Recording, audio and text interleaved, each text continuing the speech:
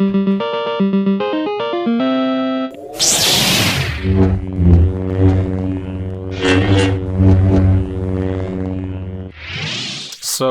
we talked about this back in April when a certain trailer came out of a fast blue thing that a lot of people took issue with, and because of that, there has been a change made. What am I talking about? Sonic the Hedgehog. I gotta say, I just wish we had Paris on for this one, because he, completely lost his shit over that first trailer, you know?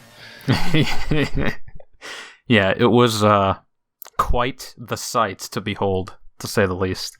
I mean, you got, so, I mean, I'm sure we covered all these points in that initial podcast. It's been a while since I've listened to it, so maybe this is just rehashing the whole thing, but... Yeah, I actually re-listened to it, and yeah, we hit all the marks, I think. We got, everything I said needed to be altered was altered, aside from the blue arms, but I'm okay with the blue arms. So, first of all, it's not a shot-for-shot, identical version of Sonic that we're used to from the games, from the modern interpretations that have been, more... I don't even know if you'd call that computer-generated, because I think they've all been computer-generated, but you know the animation style I'm talking about, where it's more, clearly 3D modeled, that's sort of... Yeah. Ever since Sonic Adventure. Since it went 3D. Yeah. So it's... definitely a different version of Sonic, this new one we saw in last week's trailer. I think it came out last week. I'm honestly losing track of time. I completely forgot how long ago it was since that trailer was about a week ago. And, I can't stop watching it. No, it's actually, a really well-done trailer. It's, a complete 180 from the last version, So, first of all, I gotta say, I have no idea what exec gave the okay to that first version. That first trailer, I think... If it weren't Sonic, it might have been okay. If it were just some generic speedster cartoon character, okay, I could live with this. Speedy Gonzales. Yeah. Well, hey, there's an idea for a movie. Have they not done it already? I'm sure they made a lot of Looney Tunes movies, but I think a Speedy Gonzales spinoff would have been interesting. Well, they are doing Space Jam too, right? So maybe he'll appear in that. Yeah, it wouldn't shock me. So, yeah, the first version...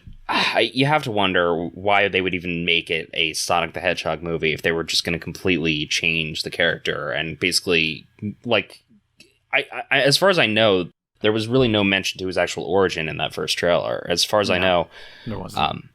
Yeah, so why even include any of that?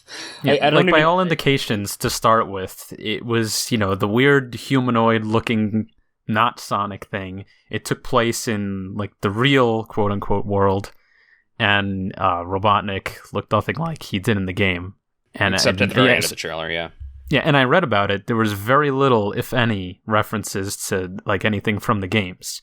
Yeah. So the new trailer takes that, flips it upside down, just like the Stranger Things world, except we're not in the dark anymore. We're in the light because it's looking good. Yeah, apparently the whole reason they included that very last frame in the first trailer of Jim Carrey as the bald, big mustache Robotnik was really just because there were no references to this character. So yeah. he basically resembled him so little in the main shots that they literally had to include that just to justify putting the character in the movie at all.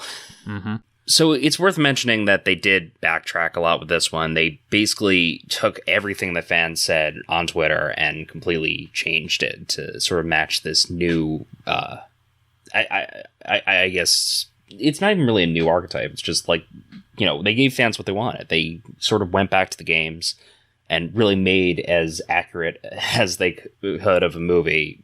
I feel like I'm getting tongue-tied here, but you get what I'm saying, right? Yeah, and the reason that is because they actually got a guy who has been working on Sonic for a long time. He's done illustrations for the comics. He's done animations for the games, I believe, character art for that. And he actually worked on the tie-in cartoon episodes for Sonic Mania, which was released last year, I think. And his name is Tyson Hess. And they got this guy to redo the design, and of course, he actually started out as just doing fan art for Sonic. So it's why didn't they get him to begin with? Of course he's going to know what he's doing. And sure enough, Sonic has the correct proportions, he has the gloves, he has the right shoes, he has the big eyes. They're not connected like they are, in all the games, but I think that would actually look really weird in the live-action movie. It looked like some kind of just, singular globulous thing in the center of his head, so I'm fine with the eyes being separated. But it's worth mentioning that they did go to great length to make this version of the character as close to the video games, as close to the fan perception as they possibly could. Yeah, and he just looks more expressive. Yeah, exactly. He looks more...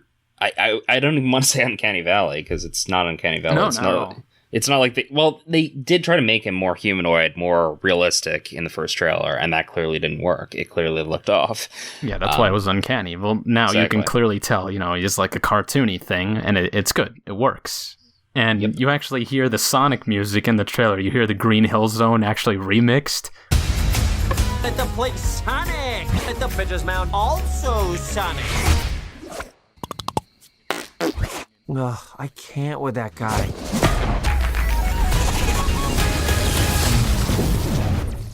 Yeah, and that was another thing that was sort of on my mind, especially while watching this new trailer, just how they completely changed the music, too. Gangsta's Paradise... Yeah, no more... get that out of here. What was even that related to? It flows decently with the trailer. It's not a Knuckles movie. I wasn't even against it in the initial trailer, but it was something that fans, lost their shit about online for some reason. So the fact that they actually did sort of make all the music sort of relevant to the character, threw in sort of an 8-bit thing, throughout these various parts of the soundtrack, it just goes to show that fans did have a positive impact on this movie, that fans did have a positive impact on the marketing for this movie. Yeah, I know Jim Carrey said that artists shouldn't be beholden totally to, fan reaction, and that, I don't know, he said something along the lines of that, artists shouldn't just cave to people's reactions. Listen, Jim Carrey, let me talk to you right here. Can you honestly look at that design of Sonic and call that art? Can you really compare that to the original art of the original Sonic design and say that did not need to be just completely deleted from everyone's memory immediately? Come on, man.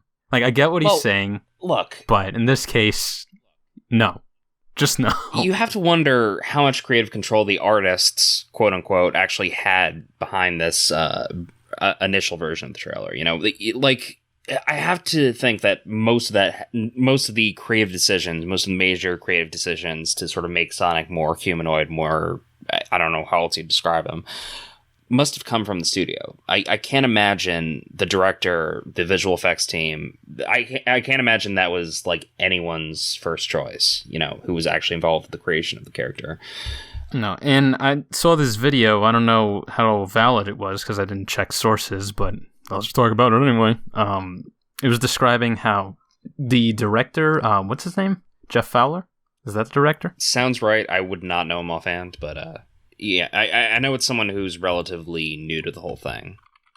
Hold on. Jeff Fowler. Let's check. Yes, he is the director. Him and Tim Miller has some involvement on this. I'm not sure what, but they both were not in favor of this whole direction that Paramount was mandating for some reason, and I know Sega wasn't either. Or at least that was the rumor, that, Sega wasn't happy with it. Now the director wasn't happy with it, so when everybody came out and reacted the way they did, they all felt validated, and they really pushed for Paramount to actually just go back and fix this crap. And they did. They listened, and we have to give them credit because they actually did something good. Warner Brothers, take freaking notes on this. And another thing we see is Sonic actually running through Green Hill Zone towards the beginning, and he throws a ring and goes through it like a portal, which is exactly how you get to the special stages in the original Sonic game. And I think that's the only one where a ring acts like a portal. Is, at the very end of all the stages, you would jump in the air and there'd be a ring there, and then you end up in the special stage. So, really cool reference. Yeah, no, it's a lot of, really just nice Easter eggs throughout the second trailer. And Jim Carrey is just great. He acts like Eggman. That's how Eggman acts. Yeah. Very eccentric. Yeah, and I think... And yelling at his assistants. I just thought you might like a latte with steamed Austrian goat milk. Of course I want a latte. I love the way you make them! And I mean, you can fully see why they cast Jim Carrey in the role, even if it is Jim Carrey being Jim Carrey. you know, that I think is something that fits. fans want to see. You know, it's very much that energy. Yeah. Also, does anyone else think it's kind of funny how Jim Carrey, who is Robotnik, is arguing in favor of the ugly Sonic? Yeah, it's sort of odd. It's because he hates Sonic! Oh, give me a big